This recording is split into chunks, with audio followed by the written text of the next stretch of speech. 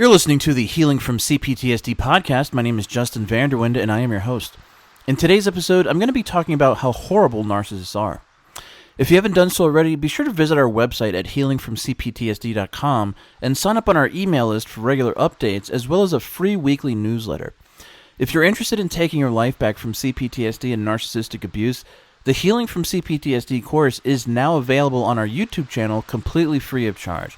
This course has some of the best tools and strategies for understanding and overcoming CPTSD in your life. Feel free to check it out. All links will be in the description below. Hey everybody, and welcome back to another episode of Healing from CPTSD. My name is Justin Vanderwind, and I am your host. So in today's episode, I really kind of just wanted to talk a little bit, like as a person who's been through narcissistic abuse and who's seen these people in action and who's had to deal with CPTSD and all the other crazy and painful and horrible things that have come along with dealing with narcissists and narcissistic abuse. I just wanted to talk to you like a fellow survivor and just kind of, share some of my own thoughts and feelings on my experiences in the whole matter. I really just wanted to talk a little bit about how horrible these people are. It's like, my God. These people are, it's hard to put it into words, isn't it? It's so horrible. It's really so terrible and horrible, and every bad word you can use to describe something, I think, applies to these people, and just, the absolute nightmare that it is dealing with these people, if it's one or more, I just can't believe it. I kind of just want to share as if I was in a group therapy session or, some kind of group for healing from narcissistic abuse. I just kind of wanted to speak freely for a little bit in this episode. So I'm going to just kind of take the time to do that here. One thing that always shocked me is, even to this day, is just how unbelievably mean these people are. You know what I mean? They're so mean. They are so mean. I can't believe how mean these people are. These people are so mean. Like, remember when you were a little kid and you did something mean and other people said, "Hey, don't be mean," and you're like, "Yeah, all right, I could see where you're getting at. Like, yeah, I was kind of being mean there, and I could see how someone else might not like that. So maybe I'll change my behavior." Like, these are all things that you're normally supposed to learn as a child, but narcissists seem to just be locked in a not only sort of an emotionally stunted state, but a state of just being mean and nasty. They're so mean. I've seen my narcissist was really just nothing but a mean lady. And it's, I may have mentioned this before, but I love to laugh and joke around. And so, like, to try to, like, get my mom to stop being so mean and nasty to me on a regular basis. And of course, that's just one aspect of her behavior and what I had to deal with. But I try to make jokes or try to change the environment when she's sort of yelling and screaming and being mean and nasty. I try to be nice, or try to, jujitsu the situation to where she's maybe not being so mean to me, because let's be honest. I know some people might think it's silly, but I think when someone's really being really mean and nasty to somebody, I really feel that's a form of abuse. It's a real form. It's one thing, again, if you're a little child or something, but when you're sort of consciously doing that to somebody, you're hurting somebody verbally or on an emotional level. And just the meanness, just the look in my narcissist's eyes, and so many different, periods of my life where it was just like this pure raw anger and hatred, just sort of like radiating out of her eyes like lasers into me. It just felt like she just absolutely hated me, and was just so mean. It's like but that's what's crazy about it. It's like that kind of, treating somebody like that, like having that level of anger and hatred, kind of makes sense if somebody did something really horrible, like kidnapped your child or something, and then you found him and started beating him up or something, or you had that level of like rage, right? But it's for a reason, right? Even the person who kidnapped your child gets it. But with the narcissist, they're just mean and they're treating you like just a horrible piece of garbage. And they feel completely justified or entitled to do so. That's the worst part about it too. I've had my narcissistic mother on different occasions has actually told me that not only do I not have any rights, but that I don't deserve respect. And this wasn't as a child. This was like when I was older. I don't deserve respect. And it's such a weird, it kind of, those two statements that she made, I don't have any rights, which I don't know what that's supposed to mean. As far as I'm concerned, every human has rights. Even when a criminal is caught by the police, what's the first thing they do? They read them their rights. Like, even though you're a criminal, you still have rights. Like, everybody in prison still has rights, especially in the United States of America, which is where I am. So yeah, that's a very bizarre thing to say. And also, I don't deserve respect. But the first question is why? Why don't I deserve? Like, what is she talking about? Like, it doesn't. There's nothing to. Again, like, nothing bad happened. Her behavior, and this is why the smear campaigns work so well, is because they take that venom and anger and rage and hatred that's inside them, and they call all these people and tell them all these horrible. God only know. Like, I know my mother's scapegoated me many times. But God only, I don't know every single thing she said to these people. I don't have any idea. But it must have been, she painted some kind of picture like I was some bad, horrible, crazy person. When in reality, the bad, horrible, crazy person was her, right?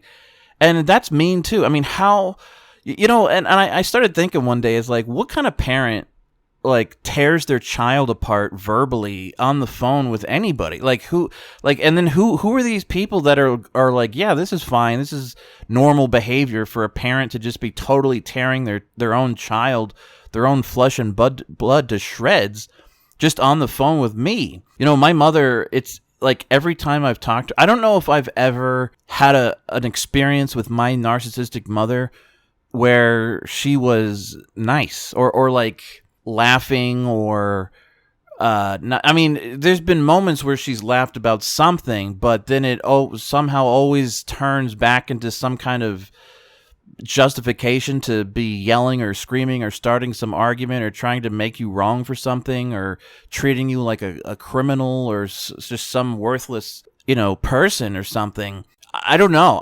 My experience with her is she's always been so, even if she's not talking about something to do with me, there's just so much toxicity and negativity and venom just spewing out of her mouth on a regular basis, whether it's about, somebody else in the family or me or one of my siblings or somebody on TV or it's just so much unbelievable negativity that my nervous system can't handle. Like, I don't even like talking, like, I don't like any of that stuff. When people are being really negative and nasty and gossiping, or it never feels good to me. I don't enjoy that kind of talk, and I don't really want to hear it. You know what I mean? And I just, it's just like it's a drain, but it's also just like, it's almost like drinking poison or something, dealing with these people. It's like, it's so toxic and so detrimental to your well-being, your peace of mind, your emotional health and well-being, your happiness,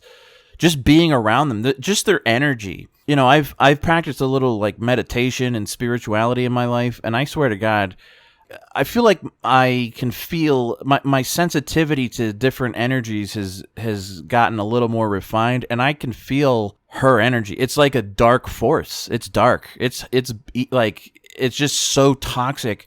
I swear to God, I can feel when she leaves the house.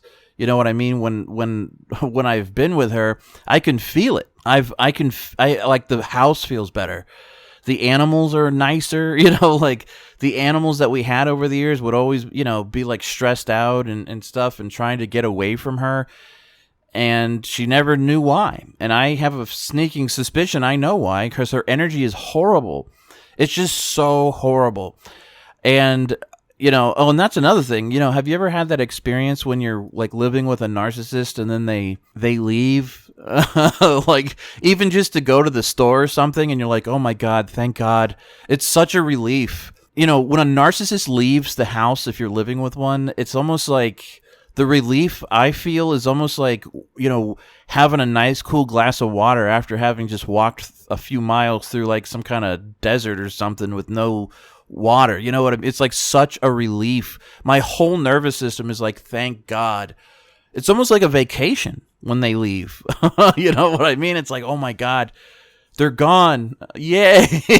You know what I mean? Like, oh, thank God. Thank God. Because it's just, it really, dealing with these people really is sort of like an onslaught on your nervous system, on your mind, your emotions, your ears, your eye, like just everything. It's just an overload of negativity and toxicity. Oh God, they're horrible, right?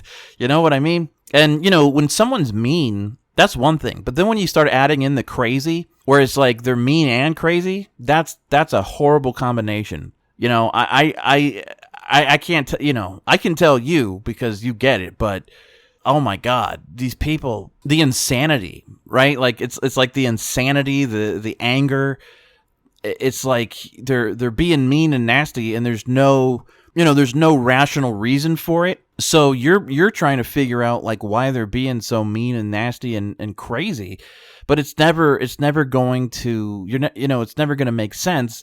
Other than you just have to know this person is really messed up, a cluster B personality disordered individual, a narcissist, whatever. And that's pretty much that's it. Like, that's all you can say. You can either be around them or not be around them, but they're not going to change. There's never going to be.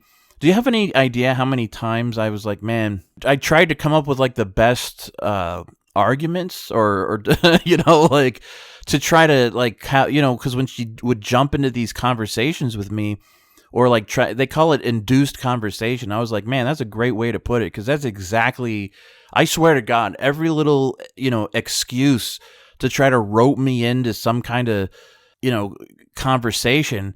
Like, let me give you an example. When she would, over the years, there'd be different times where she'd like leave the house or something, and I'd be there alone, and she'd be like, can you watch the cat and water the plants? And I would say, sure. First of all, that it's not a hard task, right? But then she wants to like sit down and talk about it. Now, if I'm 5 years old or 6 years old, I guess you can sit down and talk about it. But really, it's just something that's so simple, right? How hard is it to take care of a cat? You feed the cat multiple times a day. You clean their litter boxes. Really, that's pretty much it. Sometimes you let them go outside or something, like depending on what kind of cat you have. That's pretty much it. I don't know how, what else you can possibly do with a cat, or how complicated it could possibly get. And of course, watering plants, that's also pretty simple. You're just literally watering the plants. These are two of the most simple tasks.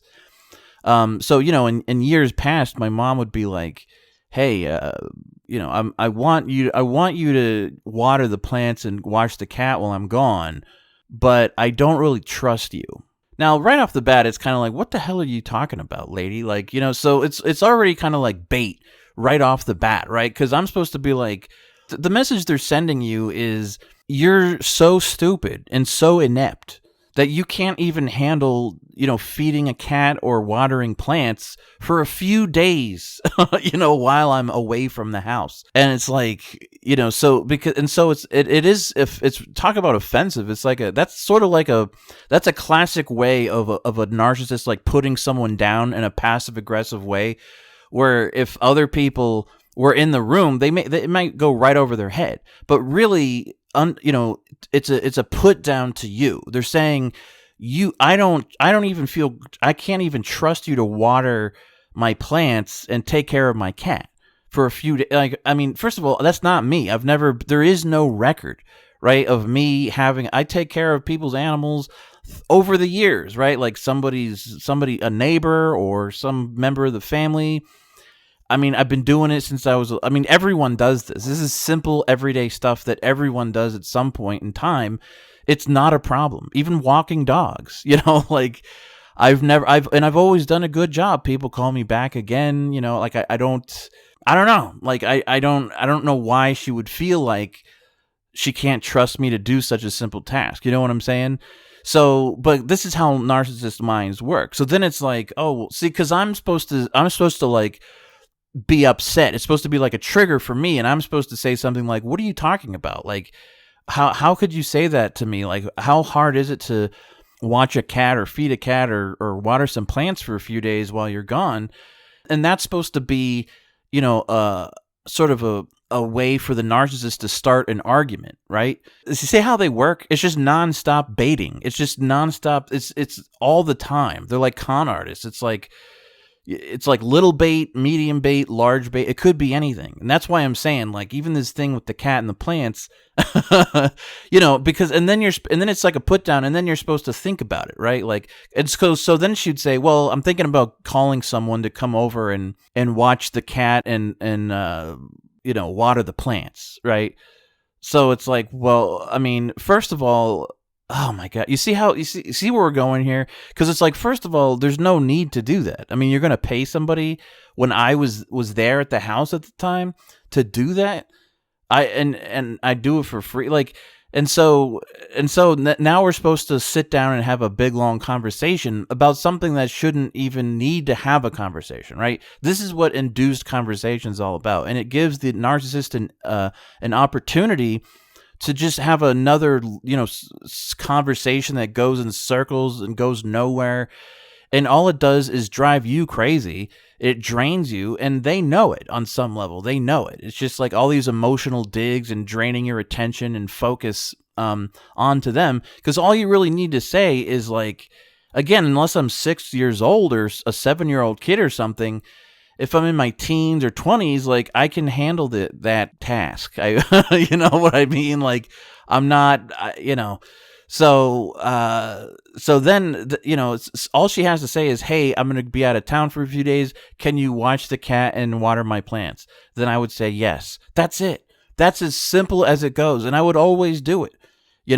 That's just one example of using anything to try to rope you into some kind of, and then she, because she didn't want to just do that, right? Like she didn't want to just give a simple instruction or question. Hey, can you do this for me? Sure. She wanted, you don't need a sit down. You know what I mean? Like, those sit down conversations you have in life at different points that are like real serious and in depth and can take a while. Those in normal life, that's only supposed to happen once in a while. But with these narcissists, they really want to do it all the time. Like they want to have all this drama going on, no matter what it is, as small as it can be. And they want all your attention and focus. And they also want you to be available and sort of emotionally open to them being abusive to you in different ways, even in that conversation, right? Because it's like an emotional roller coaster that these people consciously take you on. And that's why it's so exhausting. The ups, the downs, like the put downs, the digs, there's no need for any of that. And that's what narcissists, so they'll use it. It's like the cat, like taking care of the cat. And see, in my mind, it's like, it's so simple. It should be a you don't need to have a sit down conversation for something like that. So that's one example of how crazy they can be. But I don't know. I've seen things like a normal healthy person would, like if they want things to be a certain way, right, in the house, or, like a teacher or a boss, or if you're in the military or whatever it is, if they want something done a certain way, they tell you what to do. They give you the instructions and then you follow them, and then there shouldn't be any issues. But with the narcissists, they use everything to try to start some argument or make you wrong in some way. And part of their bread and butter is not communicating clearly what they need, because if they did that, they wouldn't be able to get their supply, that narcissistic supply, or that juice that they're looking for from emotionally volatile like conversations or arguments. So they'll just not. So I mean, I've seen my narcissist tell me to do one thing one way, and then yell at me later on for doing it the way she told me to. And or then, like, and so this is where, like, when they talk about changing the goalposts and stuff, or moving the goalposts, this is what they're constantly doing. So you're just wrong, you're just always wrong, even though they don't communicate to you what their needs are. And so they're constantly doing this stuff, and it's so crazy. It drives you nuts. It hurts, it drains your energy, it drives you crazy mentally. And you just want to get away from these people. Honestly, I know this is going to sound bad, but I can't wait for the narcissists in my life to just die. Like, because it'll be such a relief to my nervous system to know I'll never have to get an email or a text or a phone call or even remotely run into them at some store somewhere. This is what they do to somebody's nervous system. They're horrible people. They're mean, they're nasty, they're crazy. And, another thing that really always bothered me was, like, my mother was extremely abusive to me all through my life, and very oppressive, it was like dealing with some kind of tyrant or something, just a really out of control, like really angry, dominating dictator or something. And she would scapegoat me to neighbors and families and friends and stuff. And, I would catch her at different times, like laughing with people outside, or, having a good time with the neighbors, or laughing with people on the phone, other members of the family. And these are people that they didn't really care about me. And it always hurt. I really believed that the reason they didn't care about me was because of all the crap my mom was telling them. And I just remember her laughter, like just laughing. Even it wasn't at me, but it's like I just felt like I was alone and sort of like in an abusive. I mean, really, let's be honest. It's like a form of domestic violence, right? Like against a kid.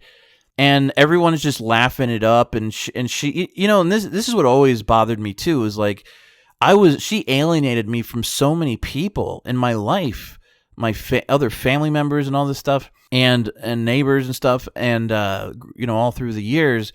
But it almost was like she was the evil one, but she was like getting all the attention and all the accolades, and everyone seemed to love her, like, and they just hated me.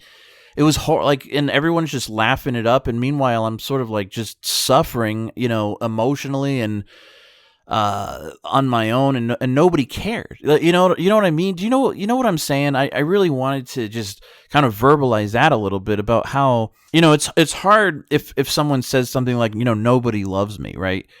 But there's also it's like when you're a kid and when you're growing up, to just feel so hated and so alone and just so fundamentally abandoned for a bunch of BS, right? Like for a bunch of stuff that didn't actually happen. It's like, you're smeared and painted as this like horrible little kid or something. And meanwhile, nothing could be further from the truth, but nobody believes you, and nobody cares about you, in the family in a way that where people are like interested in how you're doing with your homework, or interested in your plans for college, or even I remember friends would like, their in like junior, senior year in high school, their parents would like they were very involved with their kids' lives. I mean, they would go to take them to different universities to sort of shop around to see where they might want to go. And I just remember thinking, like, why isn't my mom or either of my parents or anyone in my family doing anything? Like, why don't they care? Like, they just don't. I don't know. I just felt like an abused animal or something. Like I felt like somebody or some being that these people just didn't care about, to the point where they just treated like absolute garbage. Nobody cared. Like even the members of my family, I wish the people that were being talked to on the phone by my mother over the years, especially the different members of my family, would have at some point just said, maybe like there should have been some red flags for them. And I just really wish they would have come to, I don't know, talk to me or see how I was doing. I mean, I just really feel like, I mean, obviously like we don't deserve any of this, but really, man, like I just don't understand. Like, I'm not a bad person. I don't know why I was treated so horribly and just sort of abandoned in such a fundamental way, just to left to fend on my own, and to find out like what the problems were on my own for fundamental. You know what I mean? Like, I don't understand. Like, and that's where the anger really starts to creep in, because it's like I was already angry from the abuse and all the BS and all the smear campaigns and lying and all this stuff. But then there's like the deeper anger of like, what in God's name is going on here in this life? You know, it's like it's like it's just an absolute nightmare. It's just a nightmare. I mean, I think if I had to sum all this up in one word, it would just be a nightmare. It's just an absolute nightmare that almost never ends. And that's why I say I'm excited. I swear to God, when these people die off, I might actually have a party. Like, I'll definitely feel relieved. It's like the complete opposite reaction when someone calls you to let you know one of your parents died or something. You're devastated, right? You start crying and it's a terrible time. I don't know, man. I don't know. Like, both of my parents are still alive right now, so I'm not saying I won't be like kind of sad or shocked to a certain degree, but I really believe that I'm not going to feel anything because I don't have any emotional connection to these people, and there's just going to be an immense sense of relief. Like, it almost feels like I've been in some kind of prisoner of war camp all my life, even just mentally and emotionally, and I just want to be free. Like, I just want it to be over. You know what I'm saying? Like, and I just can't believe like the amount of suffering someone could possibly go through in this world, even if they're not a bad person or they're, you know what I mean? It's like, it's one thing if you say, oh, you bring this on yourself, right? Like, you do something really bad, you end up in jail, you have a bad life because you become a drug addict, or you start hanging out with the wrong crowd. I never did any of that stuff. So it just, the anger of losing so much, and all the relationships I lost. I hate this woman. I hate my mother beyond anything anyone could even believe. You know what I mean? Like, I really do. I hate this woman. I hate the people that abused me in a way that is just like primal. Like, it's beyond, man. And frankly, a lot of people too. Like, I'm not the biggest fan of humans because, they don't care. Again, they don't care. Like, where's the compassion or the love or the understanding? Or, if I can't function, I'm not the best socially, or if I had emotional trust issues with different people, I don't know. People just didn't. I've just dealt with so much fundamental rejection in life. Like, it just, if like walking in my shoes, it's like my family hated me. So, I mean, I have had friends and stuff and girlfriends and stuff over the years, but I have dealt with so much rejection and hatred and disdain from so many sources and so many different groups of people that, either they were narcissists or they just had a problem, or, or I wasn't the best socially, or I was all, messed up emotionally and trying to heal myself. And I was very, I like to be on my own a lot, but I just got so much, just constant rejection, just over and over and over and over. And just like, people gotta it'd be nice if people could put themselves in someone's shoes like that, just to see how they feel and see how they have to go every, it's through life like that, And, as I've said many times, I've made a lot of progress, but I still don't, I don't know. I don't like people either. You know what I mean? So, yeah. And, this is all, this all comes back to how horrible and insidious dealing with a narcissistic person is. I just can't believe it. I wish so bad I just had a normal family, or at least like just decent, emotionally healthy, decently stable people. You don't have to be perfect, but I just wish. I'm so alone now. You know what I mean? And it's like I don't know. I didn't want any of this. Like I don't. I just feel like I'm being punished severely, and I don't know why. You know what I mean? Like, I really don't understand just the onslaught from my narcissistic mother and people in my family and just life in general. It's just been like one thing after the other of just like just shit coming at you, like every day. And I don't know, man. Like I don't. Yeah, I certainly don't want to be living a life like this. Like I just want to.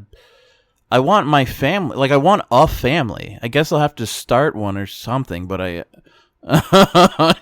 like I've had some girlfriends that were kind of like on that, giving you those narcissistic red flags, and I was like, damn. I don't even trust. I don't know what to do. I don't know how to trust myself not to attract other narcs. I don't know how to. I'm just working on myself, and oh man, and I can't tell you how much of this crap goes through my head on a regular. Like I feel like every day, and I do some like conscious work with my thoughts, right? Like to think more loving thoughts, and like if you've been through my course, you're taking some of these modules that are now on YouTube. A big part of that is taking your mind back, but it's not easy. It's almost like you got all this emotional and psychological shrapnel like in you from like just years of like emotional and psychological war and torture that they're just constantly coming to the surface, and it's just like it's like the healing process is like nonstop and it's never ending. It's I'm kind of tired of having to deal with all this. I don't like this world, my friends. I really don't. I don't like if I could speak openly and candidly, I do not like my life. My life has really sucked. And I know yours probably has too. If you're someone listening to a podcast like this, I'm sure you know what I mean. And I don't know. I guess the only like silver lining is that death, the fact that we are going to die someday is not something I'm worried about at all. You know what I mean? It's like, to me, it's almost like that feeling of like, like when you're working hard all week and it's like finally Friday and you're like, oh my God, it's almost over. And you're like watching the clock. That's kind of how I feel about my entire life. Like I just want it to be over. I would much rather not even exist. You know what I'm saying? Like, and I say that as someone who's just had to deal with so much pain and so much insanity and cruelty, the unbelievable cruelty on so many levels from so many people. I don't even know what to say. Like it's to me, it's all been so fundamentally and absolutely devastating to me on an emotional level, on a psychological level, on almost every level, that I just want to not be here anymore. Like I don't want to be alive at all. If it's like this, if it was like a nice life.